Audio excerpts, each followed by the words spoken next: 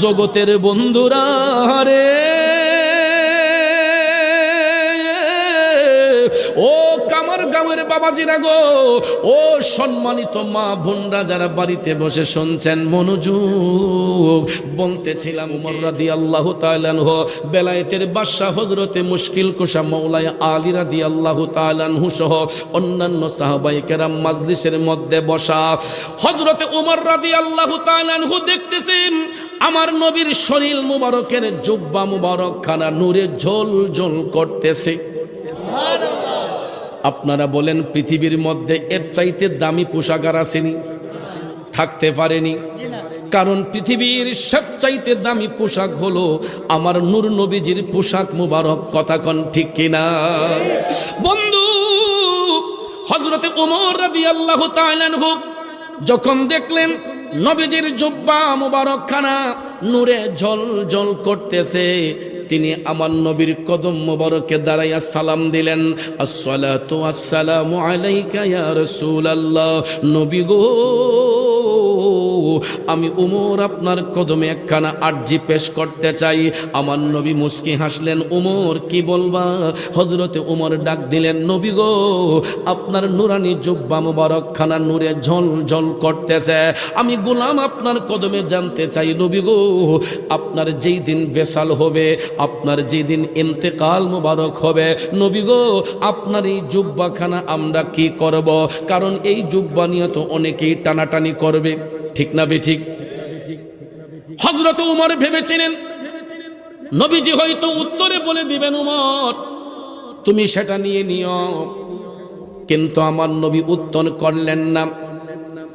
একই প্রশ্ন করার জন্য দাঁড়িয়ে গেলেন হযরতে শেরে খুদা মাওলানা আলী।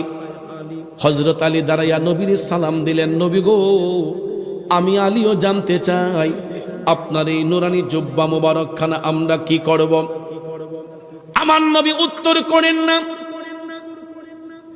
একটু পরে লক্ষ্য করে দেখা যায় নবীজির চোখের পানি মুবারক টপ টপ করে ঝরতে লাগলো।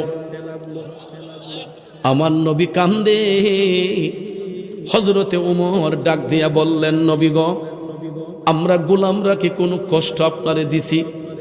আমার নবী ডাক দিয়া বলে, না উমর না, তোমরা কখনো আমি রাসূলকে কষ্ট দিতে পারো না। সাহাবায়ে কেরাম ডাক দিয়া বললেন, নবী গো, তাইলে আপনি এইভাবে তো কোনোদিন কান্না করতে দেখি নাই গো নবী, আপনি এই রকম ভাবে কান্না করতেছেন কেন? তখন আমার নবী ডাক দিয়া কয়, উমর, ও আমার আলী, শুনো রে, আমি এই মুহূর্তে আমার একটা পাগলার কথা স্মরণ কইরা কাঁদতেছি। হযরতে উমর ডাক দিয়ে বলে, নবী গো, কে সেই ভাগ্যবান পাগল যার জন্য দিনের নবী চোখের পানি সাইরা কান্দে? নবী গো, এই ভাগ্যবান লোকটাকে যার জন্য দিনের নবী চোখের পানি ছেড়ে কান্দে? আমার কামলিওয়ালা নবীজি। আপনাদের এখানে কোনো সমস্যা আছে? আমার মদিনার কামলিওয়ালা নবীজি তখন ডাক দিয়া বললেন, ওমর, আমি যার জন্য কাঁদতেছি আমার এই পাগলার নাম হচ্ছে ওয়াইস। নাম কি? ওয়াইস। আমার এই পাগলার নাম হলো ওয়াইস। কেরাম বললেন, নবী গো, উনাকে তো কোনোদিন দেখি নাই। আমার নবী বলতেছেন, আমার সাথে কোনোদিন তার সরাসরি দেখা হয় নাই। তাইলে নবী গো, উনি কোথায় থাকে?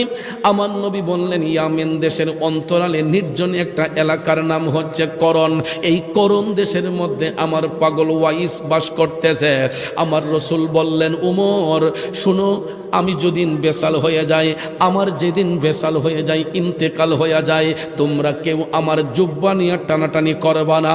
যদি তোমার হাতে সময় হয়, আমার আলীর যদি সুযোগ হয়, তোমরা যদি কোনোদিন ইয়ামেন দেশে সফর করো, তাইলে জুব্বাখানার সাথে করে নিয়ে যাইও।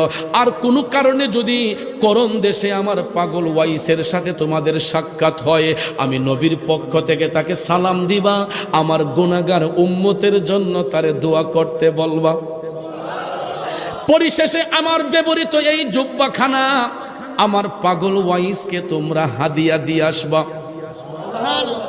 নবী নবী কইরাই আমার মরণ যেন হয় গো, নবী নবী কইরাই আমার মরণ যেন হয়।